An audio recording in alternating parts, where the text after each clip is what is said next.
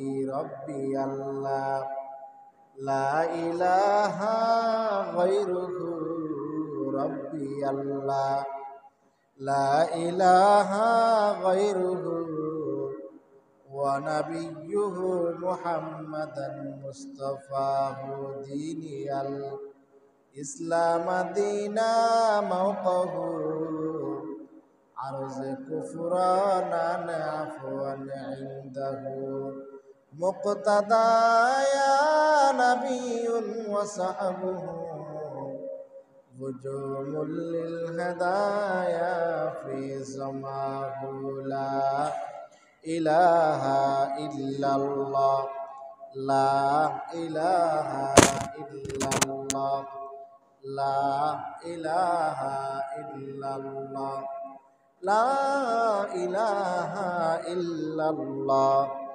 لا إله إلا الله لا إله إلا الله لا إله إلا الله محمد رسول الله صلى الله عليه الصلاة والسلام মুআজ্জাজ মুকাররম কাবিল ইহতিরাম সম্মানিত মুসল্লিয়ানে কেরাম মুরব্বিয়ানে ইজাম মহান আল্লাহ রব্বুল আলামিনের দরবারে অসংখ্য অগণিত শুকরিয়া আদায় করি যে মহান রব্বুল আলামিন ফিতনা ফাসাদের জমানায় দুনিয়ার সমস্ত ঝামেলা থেকে ফারিক করে রবিউল আউয়াল মাসের শেষ জুমায় মহান আল্লাহ তাআলার মহান হুকুম জুমার সালাত আদায় করার জন্য আমাদেরকে ইতিমধ্যে মসজিদে এসে সামনের কাতারে বসে কিছু দিনই কথাবার্তা বলার এবং শোনার তৌফিক দিয়েছেন। এই জন্য মহান রব্বে কারীমের দরবার অন্তর থেকে শুকরিয়া আদায় করে আলহামদুলিল্লাহ। রবিউল আউয়াল মাস নবী আলাইহিস সালাতু ওয়াস সালামের জন্মের মাস। এই মাসেই নবী আলাইহিস সালাতু ওয়াস সালাম দুনিয়া থেকে বিদায় নিয়েছেন। ধারাবাহিক আলোচনা চলতেছিল নবী করিম সাল্লাল্লাহু আলাইহিস সালাতু ওয়াস সালামের জন্ম নিয়া অর্থাৎ মিলাদ সম্পর্কে আলোচনা চলতেছিল। রাসূল আকরাম সাল্লাল্লাহু আলাইহিস সালাতু ওয়াস সালামের মিলাদ থেকে আমাদের অনেক কিছু শিখার আছে। গত সপ্তাহে আলোচনা শেষ করেছিলাম রাসূল আকরাম সাল্লাল্লাহু আলাইহিস সালাতু ওয়াস সালাম যখন মা আমিনার কোল থেকে হযরত হালিমাতুস সাদিয়ার কাছে গেলেন, হযরত হালিমাতুস সাদিয়ার কোলে গেলেন, যখন দুধ পান করতে লাগলেন হযরত হালিমাতুস সাদিয়া রাদিয়াল্লাহু তাআলা আনহার আরেকটা ছেলে ছিল মুহাম্মদ রাসূলুল্লাহ সাল্লাল্লাহু আলাইহি সাল্লাতু ওয়াস সালাম যখন দুধ পান করতেন উনি যদি ডান পাশের স্তন পান করতেন উনি সেখানে স্তব্ধ থাকতেন, আর বাম পাশের স্তন উনি পান করে নাই। অর্থাৎ আল্লাহ তাআলা ওনার জেহেনের মধ্যে দিয়ে দিয়েছেন যে তোমার কিন্তু অপর একটা ভাই আছে, তুমি নিজেই যদি দুনো স্থানের দুধ পান করে ফেলো তাহলে তোমার অপর ভাই কি খাবে?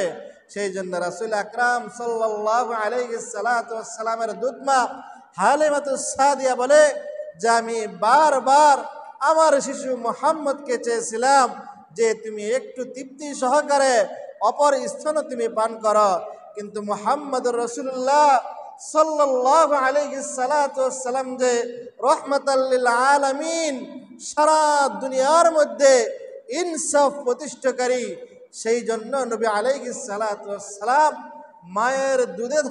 মায়ের কোলে থাকা অবস্থায় দুধ পান করার ক্ষেত্রেও উনি ইনসাফ প্রতিষ্ঠা করছেন। ইনসাফের জন্য নিজের ক্ষুধাকে দমায় রাখছেন, এরপরে উনি ইনসাফ প্রতিষ্ঠা করেছেন। হালিমাতুস সাদিয়া রাদিয়াল্লাহু তাআলা আনহার দুধ পান করার পরেও 2 বছর হযরত হালিমাতুস সাদিয়ার কাছে লালিত পালিত হয়। 4 থেকে 5 বছর যখন বয়স, মুহাম্মদ রাসূলুল্লাহ সাল্লাল্লাহু আলাইহি সাল্লাতু ওয়াস সালাম খেলাধুলা করতেন, তো খুব আদব আখলাকের সাথে বন্ধুদের সাথে মাঠে যাইতেন ছাগল চড়াইতে। তার অপর ভাইও ছাগল চড়াইতো। হঠাৎ করে হযরত জিবরাইল আলাইহিস সালাতু ওয়াস সালাম আসিয়া বিশ্বনবী মুহাম্মদ রাসূলুল্লাহ সাল্লাল্লাহু আলাইহি সালাতু ওয়াস সালামের 5 বছর বয়সের সময় ওনাকে একটা পবিত্র জায়গার মধ্যে শোয়াই দিলেন। আল্লাহু আকবার। পবিত্র জায়গার মধ্যে শোয়ানোর পরে রাসূলুল্লাহ সাল্লাল্লাহু আলাইহি সালাতু ওয়াস সালামের একদম সিনা বরাবর ডাইরেক্ট এরকম, এটাকে বলা হয় শক করেছেন, সদরে শক করেছেন। রাসূল আকরাম সাল্লাল্লাহু আলাইহি সালাতু ওয়াস সালামের এই সিনা বরাবর ফিরে ভিতরের পেটের মধ্যে যেই সমস্ত যা কিছু আছে সব একটা স্বর্ণের পাত্রের মধ্যে রাখলেন, আর একটা টুকরা বার করলেন, আর বললেন, মুহাম্মদ, এটা হলো শয়তানের একটা অংশ। আমি আল্লাহ তাআলা আমাকে পাঠাইছেন তোমাকে পবিত্র করার জন্য। সেই জন্য আমি তোমার সিনা চেক করে আমি তোমার পবিত্র অংশটা বাহির করে দিলাম। সুবহানাল্লাহ। ভাইয়েরা আমার, এই দৃশ্য দেখিয়া পাশের বন্ধুগুলা দৌড়াইয়া বাড়িতে গেছে। দুধমা হালিমার কাছে গিয়া খবর দেয়, ও মা হালিমা, আপনার সন্তান মুহাম্মদুর রাসূলুল্লাহ মুহাম্মদকে কে যেন মাইরা ফেলাইতেছে, পেট নারী বুড়ি সব বাড়ি করে ফেলছে।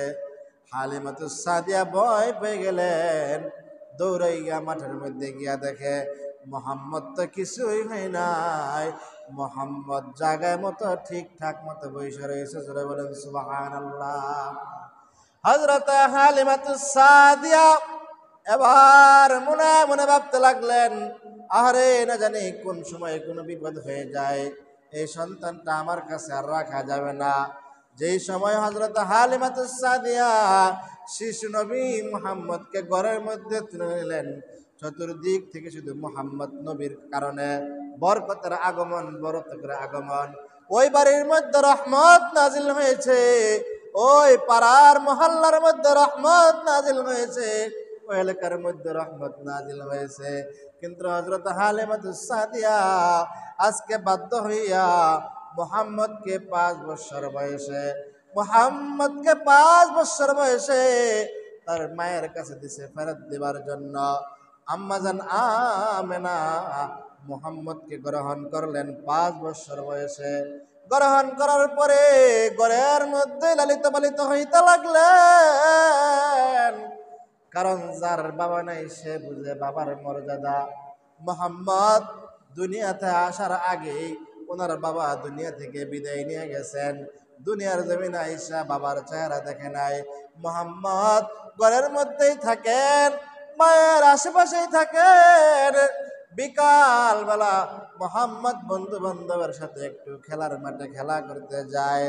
খেলা করতে যাওয়ার পরে আদব আখলাকের সাথে সেখানে খেলাধুলা শেষ করে যখন মাগরিবের আযানের সময় হয়ে আসে, বন্ধু বান্ধবের প্রত্যেকের আব্বারা প্রত্যেককে নিয়ে যাওয়ার জন্য আসে, কিন্তু আমার নবীর জন্য কেউ যায় না। নবীর মনটা অনেক খারাপ, মনটা কেমন জানি ভেঙে যায়। একদিন হঠাৎ করে আম্মাজানকে ডাক দিয়া বলে, ও মা,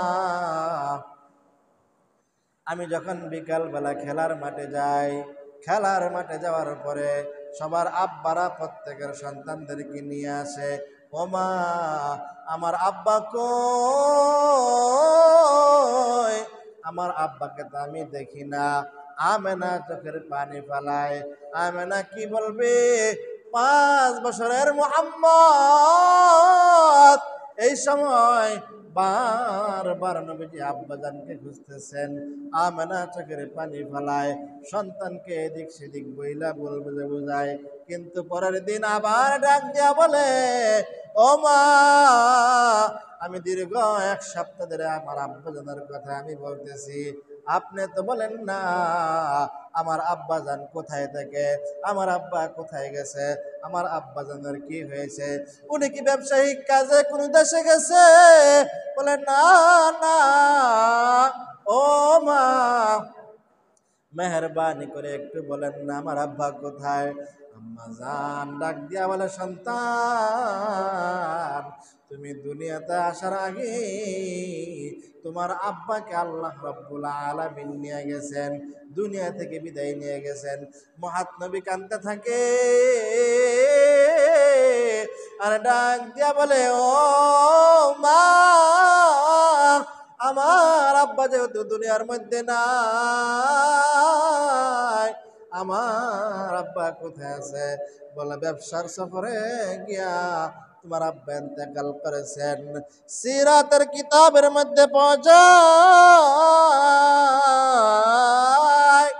আমেনার খাদেমা উম্মে আইমানকে সাথে নিয়া, রাসূলুল্লাহকে সাথে নিয়া শিশু মুহাম্মদের আব্বার কবর জিয়ারত করার জন্য প্রায় মক্কা থেকে 500 মাইল দূরে, মক্কা থেকে 500 মাইল দূরে মুহাম্মদের মা মুহাম্মদকে সাথে নিয়া, একজন খাদেমাকে সাথে নিয়া বাবার কবর জিয়ারত করার জন্য বের হয়েছেন।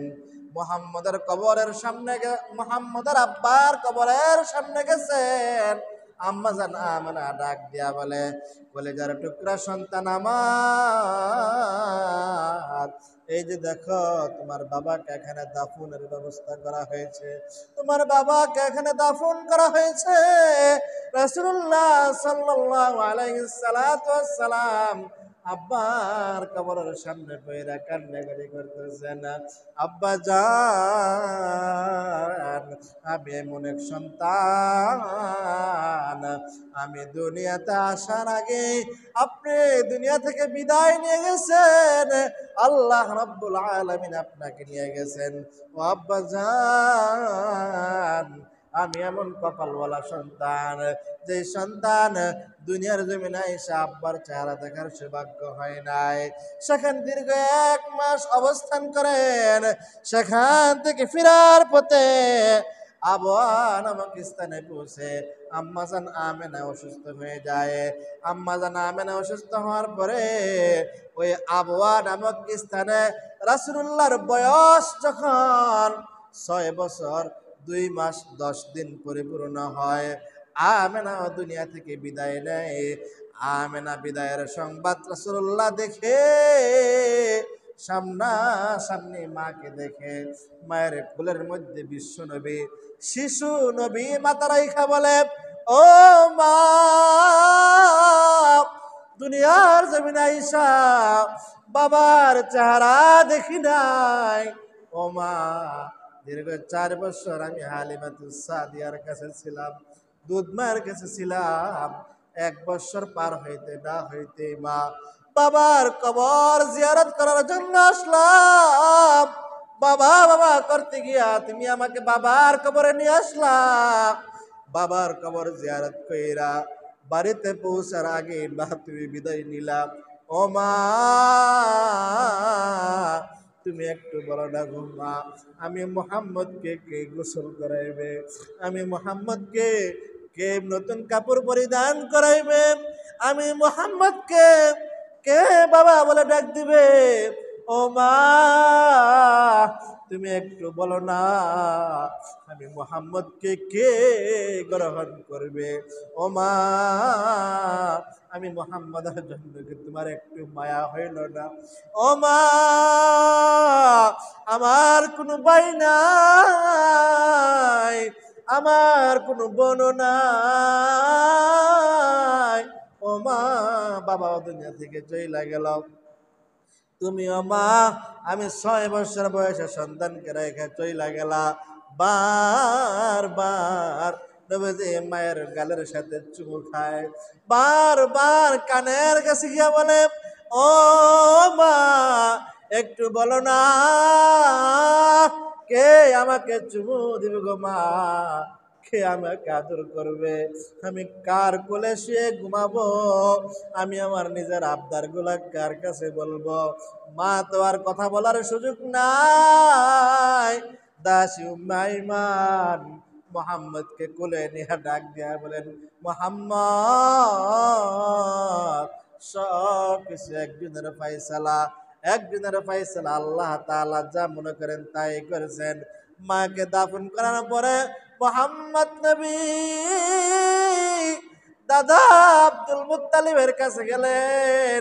ভাইয়েরা আমার, একটা বিষয় মনোযোগ দিয়ে শুনেন। একজন মুরব্বীর যদি 4টা সন্তান থাকে, 3টা সন্তান দুনিয়ার জমিনে আছে, আরেকটা সন্তান দুনিয়ার জমিনে নাই, ওই সন্তানটা দুনিয়ার জমিনে দুনিয়া থেকে বিদায় নিয়ে গেছেন, কিন্তু ওই বিধবা পুত্রবধূর সন্তান হয়েছে। আমাদের সমাজের ভিতরে এই বিধবা নারীর কোনো দাম আসেনি। যারা বলেন দাম আছে? একটা লোকের 4টা সন্তান, 4 জনে বিবাহ করেছে, কিন্তু 4 নাম্বার সন্তানটা দুনিয়ার জমিনে নাই। কিন্তু ওই বিবি সাহেবের যখন বাচ্চা হবে, পেটের মধ্যে বাচ্চা থাকা অবস্থায় ওই স্বামী দুনিয়া থেকে বিদায় নিছেন।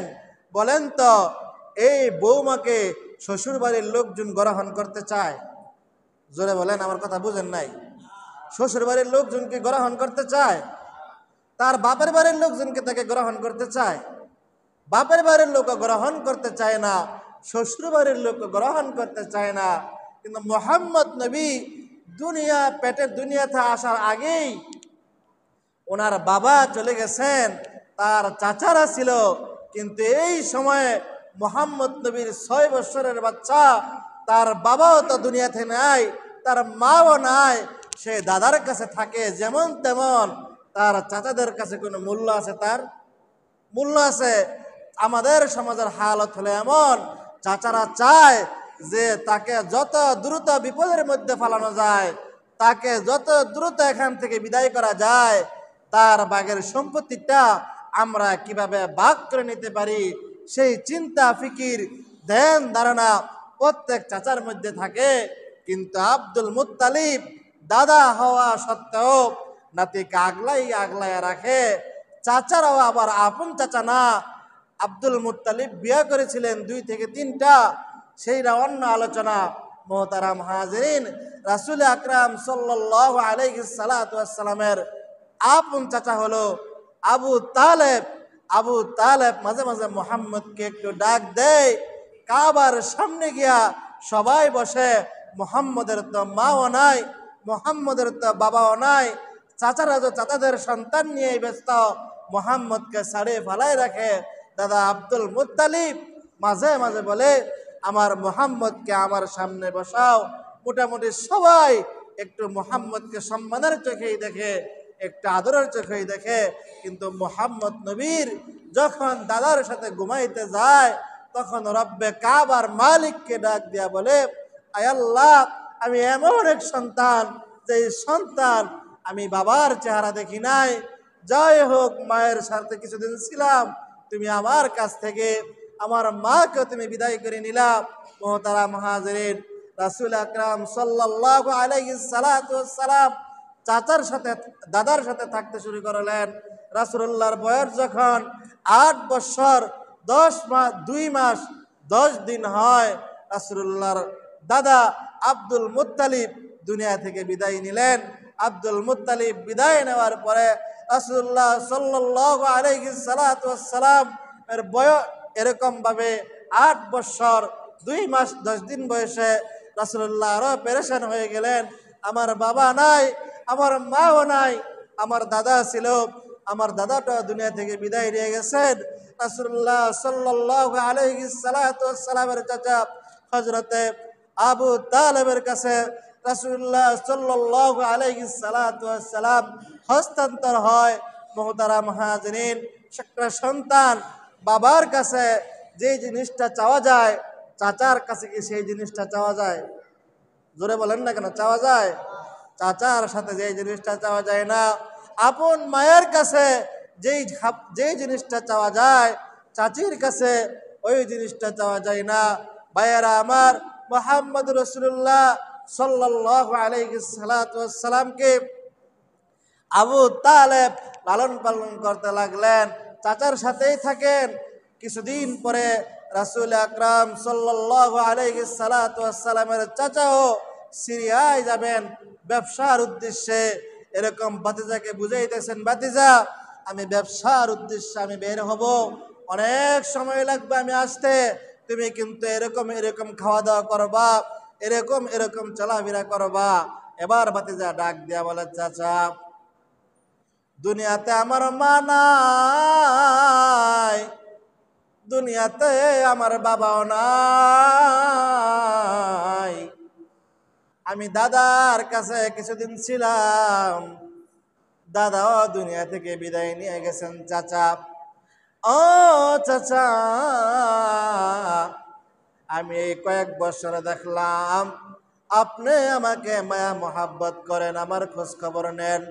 ও চাচা, আপনি যদি এই মুহূর্তে আমাকে রেখে সিরিয়ার উদ্দেশ্যে সফরে বের হয়ে যান, তাহলে আমার খোঁজ খবর কে নিবে?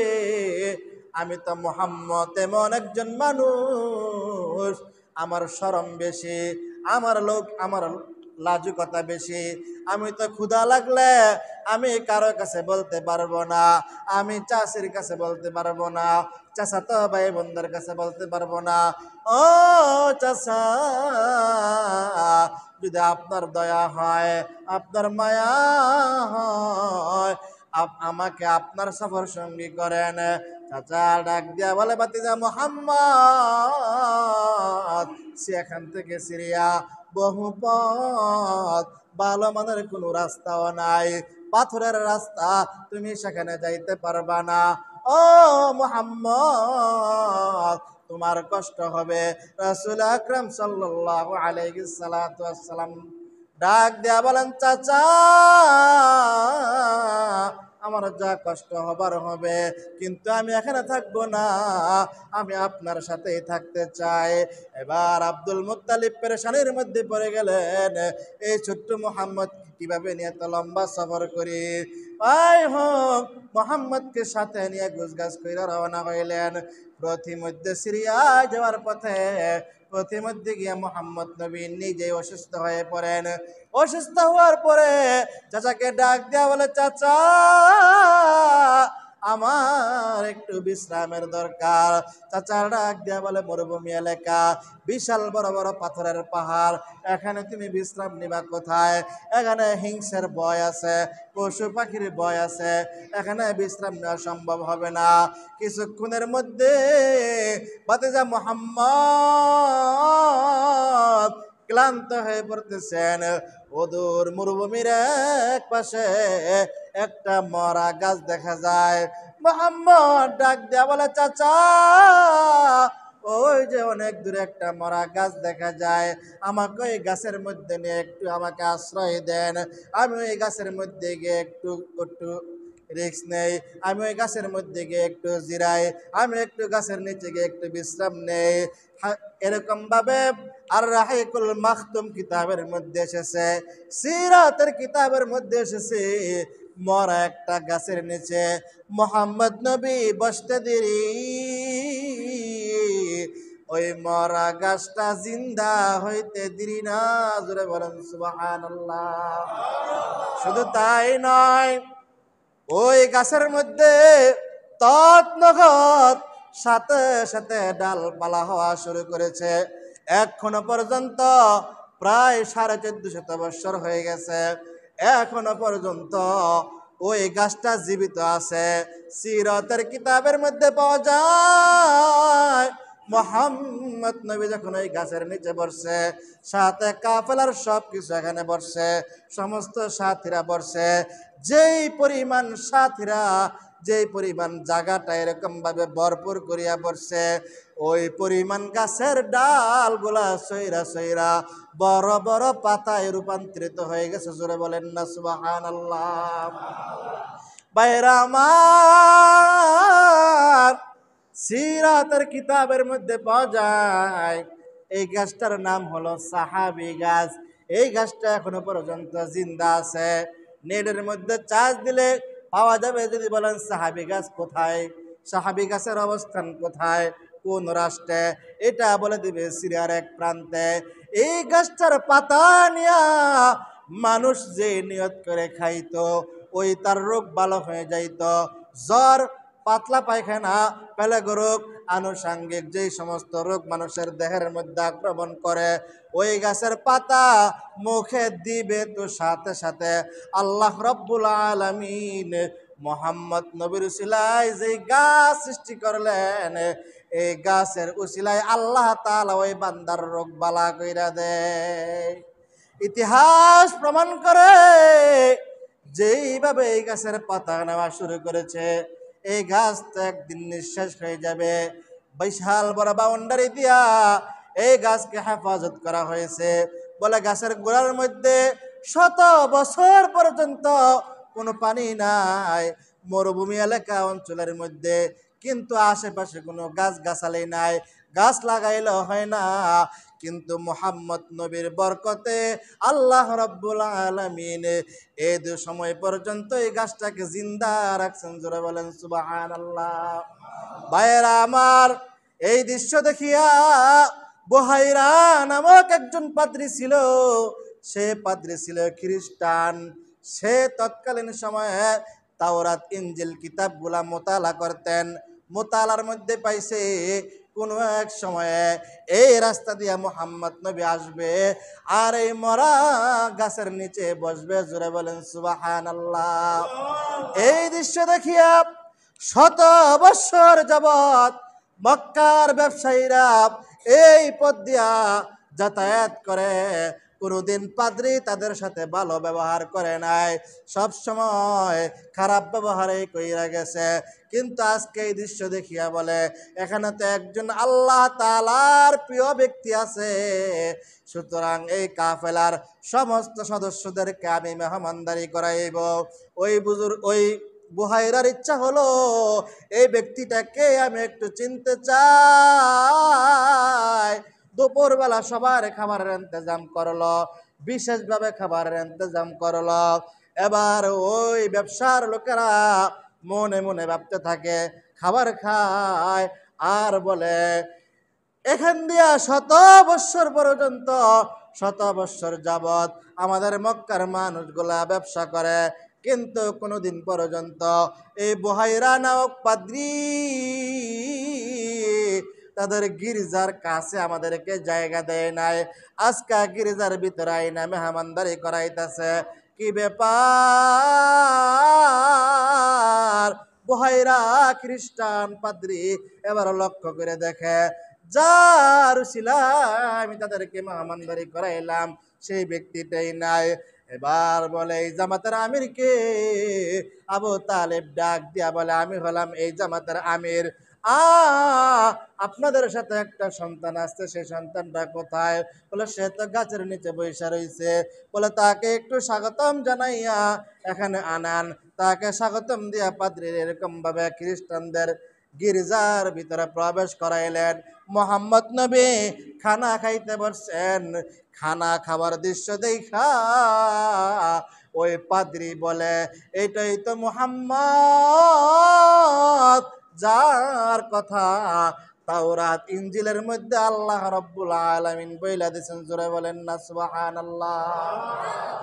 মুহাম্মদ নবী সুন্নত তরিকায় 2টা হাত দিয়ে খাইতেছেন। খাবারগুলা প্লেটের এক সাইড থেকে খাইতেছেন, আস্তে আস্তে খাবার খাইতেছেন, বিসমিল্লাহ বইলা লোকমা দিতেছেন। খানার শুরুতে দোয়া পড়লেন, খানার শেষে দোয়া পড়লেন, 2 হাঁটু উঠাইয়া খানা খাইতে বসলেন। এই দৃশ্য দেখিয়া বুহাইরা পাদ্রী আবু তালেবকে ডাক দিয়া বলে, ও আবু তালেব, এই শিশু বাচ্চাটার ব্যাপারে আমাকে একটু বলো তো, এটা কে? আবু তালেব ডাক দিয়া বলে, এটা আমার সন্তান, এটা আমার পুত্র। বুহাইরা ডাক দিয়া বলে, না না, এটা আপনার সন্তান হতে পারে না। এই সন্তানের বাবার নাম হলো আব্দুল্লাহ। জোরে বলেন সুবহানাল্লাহ। কারণ এই বুহাইরা তাওরাত কিতাব মুতালা করে দেখছে মুহাম্মদ নবী শিশু অবস্থায় 12 বছর বয়সে এই রাস্তা দিয়ে আসবেন, এই গাছের নিচেই বসবেন। মুহাম্মদ নবীর খাবার তরিকা হবে এমন, মুহাম্মদ নবীর পিঠের মধ্যে একটা কবুতরের ডিমের মতো মোহরে নবুয়ত থাকবে। এরকমভাবে সব দিক নির্দেশনা অতীতের কিতাব, আসমানি কিতাবগুলোর মধ্যে বিদ্যমান ছিল, লেখকমান ছিল। মোহতারাম হাজিরিন, এবার বুহাইরা পাদ্রী আবু তালেবকে ডাক দিয়া বলে, আমার তো মোহাম্মদ নবীকে দেখা অনেক ভালো লাগছে। সে তো কোনো সাধারণ ব্যক্তি নয়, সে হবে আখিরি নবী, শ্রেষ্ঠ নবী, সাইয়্যিদুল মুরসালিন, খাতামান নাবিয়্যিন, আশরাফে আম্বিয়া, রাসূলে কিবরিয়া, সাইয়্যিদুল ইমাম, সাইয়্যিদুল বাশার, জনাবে মুহাম্মদুর রাসূলুল্লাহ সাল্লাল্লাহু আলাইহি সাল্লাতু ওয়াসসালাম। সুতরাং আবু তালেব, আপনি তো এই জামাতের সরদার, মনে হয় আপনার সঙ্গীরাও তার খবর জানে না। সামনে আমার চাইতে বড় বড় পাদ্রী আছে, যদি আপনার বাতিজার এই খবরটা তাদের চোখের মধ্যে ধরা পড়ে, তাদের কানের মধ্যে গিয়া পৌঁছায়, তাহলে আপনার বাতিজাকে আর আস্থা রাখা হবে না। সুতরাং এখান থেকে আপনার বাতিজাকে মক্কায় নিয়ে পৌঁছে দিয়েছেন। মোহতারাম হাজিরিন, রাসূল আকরাম সাল্লাল্লাহু আলাইহি সাল্লাতু ওয়াসসালামের দুধ মা হালিমাতুস সাদিয়া রাদিয়াল্লাহু তাআলা আনহা থেকে এই পর্যন্ত যতদূর মিলাদ সম্পর্কে আলোচনা হলো, এখান থেকে আমরা একটা জিনিস আমাদের শিক্ষার বিষয়, যে আমাদের নবী যখন খাবার খাইতে বসতেন তখন দুই হাঁটু উঠাইয়া খাবার খাইতেন, এটা সুন্নত। যখন খাবার খাইতেন প্লেটের এক পাশ থেকে খাবার খাইতেন, খাবারের শুরুতে বলতেন বিসমিল্লাহি ওয়া আলা বরকাতিল্লাহ, মাঝে মাঝে খাবারের মাঝখানেও দোয়া পড়তেন, খাবারের শেষ করে দোয়া পড়তেন বিসমিল্লাহি আউয়ালাহু ওয়া আখিরা, আল্লাহ রাব্বুল আলামিন। রাসূল আকরাম সাল্লাল্লাহু আলাইহি সাল্লাতু ওয়াসসালামের এই সমস্ত ঘটনা থেকে আমাদেরকে শিক্ষণীয় কিছু সুন্নত তরিকায়